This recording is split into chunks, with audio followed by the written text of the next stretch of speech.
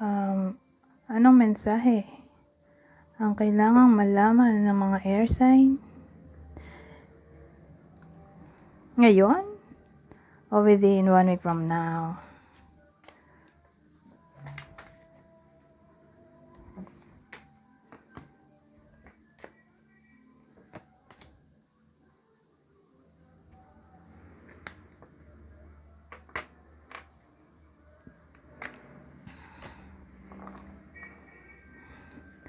Ano to? Inisip ko kung relationship ba to o gossip lang.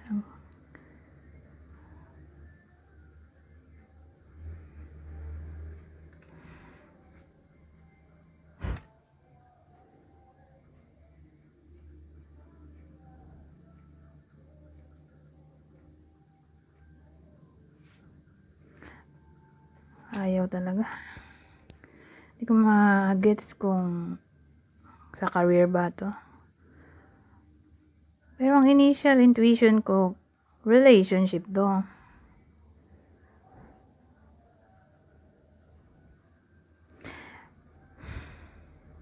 Kasi parang nagkaroon ng third party situation. Gusto ko nga i-clarify to eh. Kaya lang, wala, hindi ako binibigyan ng info na kung sakali makita ko pentacles. Baka career ito. Pero hindi eh. Wala lumalabas. Bunot na ako. So, more like relationship reading to. Hindi makapagpatawad o feeling trap dito. Nahihirapan magpatawad kasi nga nagkaroon ng third party situation. Ito. Kahit dito, disappointed. Burden. Hirap nga magpatawad. Na para bang nasayang ang panahon, oras, energy, atensyon. Na sana ba kung alam lang ng someone na to, hindi ko alam kung sino sa inyo ang na-involve sa third party situation, na para bang sana ba ay nagkaroon sila ng idea na hindi pala magtatagal ang connection na to, di sana na-prevent yung heartaches. Na sana hindi na lang pinatos, di ba? So again, ang dating dito, hirap mag-move on, feeling trapped, whether break na sila o sila pa rin. Pero ang dating kasi dito, kung sino man yon na na-involve sa third party situation, eto, magsisimula na lang siya ng panibagong yugto ng buhay niya. Pero more like separated reading na to. Separation reading. Kasi nandito na yung the Fool eh. Taking risk kasi to. Leap of faith.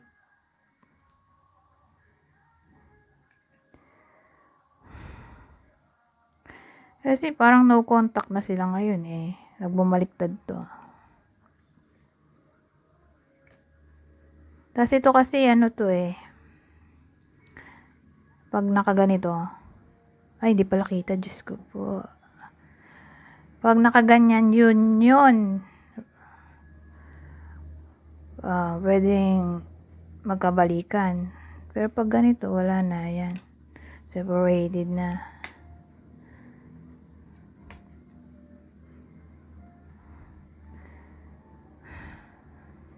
So, sabihin natin ang nangyayari na to. Para sa iba sa inyo. Hindi pa rin makamove on. In a way na in pain pa rin. Naalala pa rin. Yung betrayal na nangyari sa past. Wala nang balak yung taong na-betray. Okay? Na makipagbalikan. Pero somehow, in pain pa rin siya. Na hindi niya matanggap na na-betray siya. Pero, parang dating, kung magmamahal siya ulit, ayaw na niya dyan sa luma. Mas gugustuhin niya pang mag-try ng something new. Kasi may default tayo sa huli. So, sino kaya yung possible partner ng iba sa inyo na air sign? Okay? Gemini, Libra, Aquarius.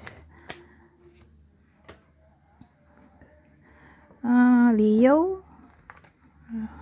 Taurus. So, again, partner dito. sa kwento na to. Leo, Taurus. Kaya na malilito. Ang daming cards kasi. Tanggalin na natin to.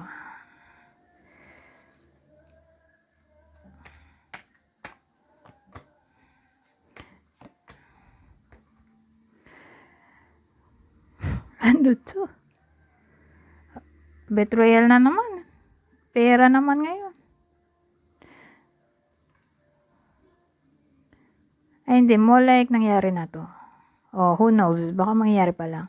Na para bang na-betray sa topic ng pera, pero clarify natin to. Pera pa nga. Pera talaga. Pera, career. Syempre, sa career lang naman may pera, di ba? Parang may dumating na opportunity na pagkakaperahan o pwedeng work to, tatrabahuin. Na-betray dito. Pero eto, magkakabati naman. So, kung nangyayari na to, na nag-away dahil sa pera, o nakaaway yung ka-workmate,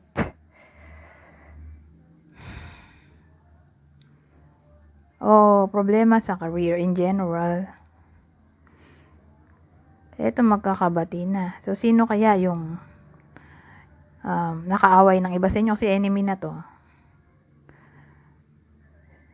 Sino yung nakaaway ninyo para malaman nyo kung para sa inyo ba to hindi itong reading? Kasi mukhang magkakabati. Okay? Hindi to relationship kundi career, friend na may sinabi sa inyo regarding opportunity, business, career, in general, pera. Nanangako, tapos walang nangyari. Oh, ewan ko, parang feeling deceived yung iba sa inyo. Feeling betrayed, backstabbed. Pero kung nangyayari na yan, ito magkakabati. Magkakabalikan, oh my God. Pero again, career to ha, friend, ka-workmate. O pwedeng ka-workmate na nakaaway. Ito magkakabati. So, sino kaya yan? Yung possible na person dito sa kwento na to. Bukod sa inyo. Capricorn, Sagittarius, Pisces. Ito, huli. Waday bang deck.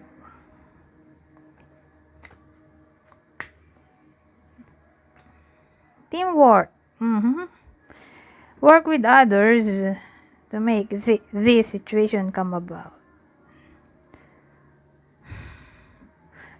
Teamwork. Di ba na pag-usapan natin yung career. So, ang dating dikit siguro to. To, dito, sa apat na to. Na para bang sabihin natin ka-workmate yung nakaaway, nakasamaan ng loob, nagkaroon ng misunderstanding, miscommunication. Di ba nga magkakabati o magsusorry yun sa inyo? Bigyan pa ng chance. Kaya may teamwork tayo dito. Chance na magkaayos pa. Magkaroon ulit ng teamwork sa isa't isa. Anyways, hanggang dito na lang. Goodbye for now.